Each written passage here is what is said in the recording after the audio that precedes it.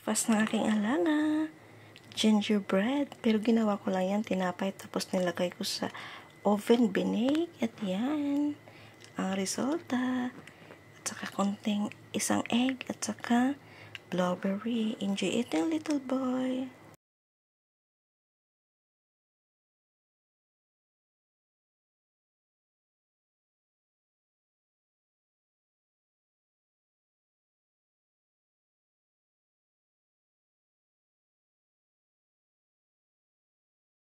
Mag-prepare tayo ng breakfast ng aking alaga. Ayan, may dalawa na akong bread.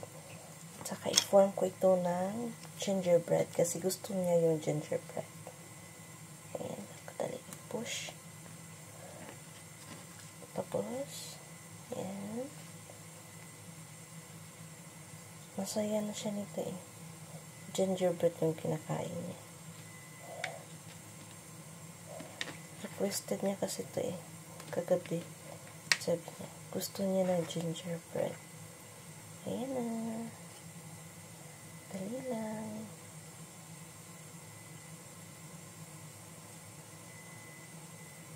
Ayan. Tapos, ibibake ko lang siya ng 10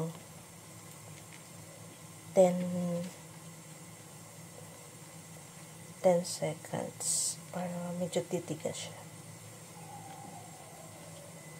Ayan.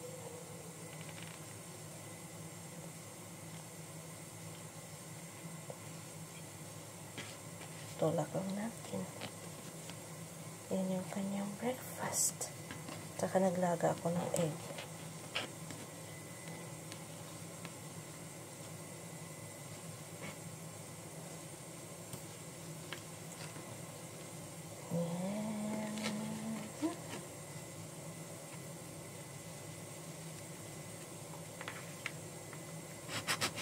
Ayan.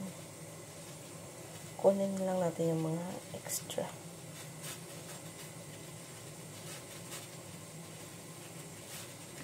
Ayan.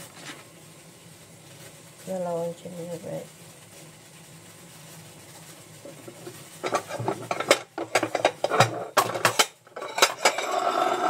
Lagay natin dito. Tapos, ibibig.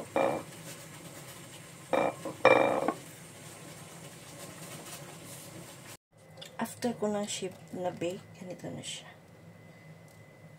Ayan. Naglagay lang ako ng 2 itlog.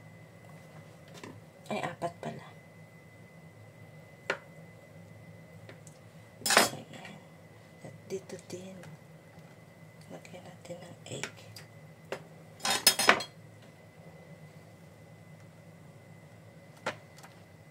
Ganyan lang siya.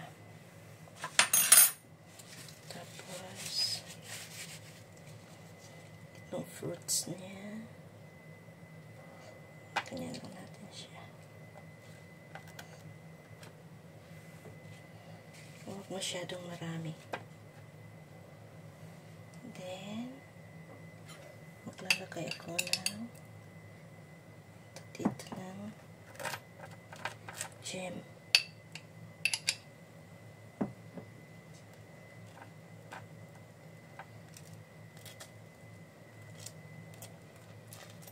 Yan lang, simple lang yung ganyang breakfast. Kasi pag hindi mo siya ginawang maganda, hindi siya kakain.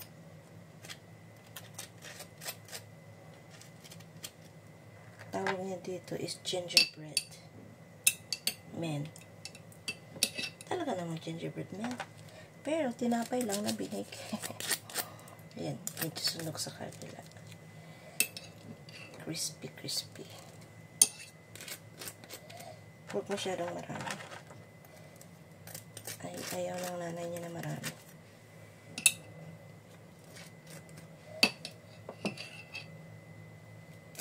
Yan.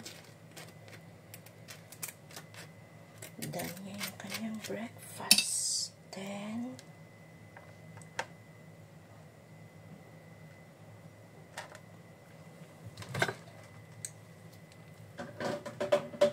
with glass of milk. Thank you for watching.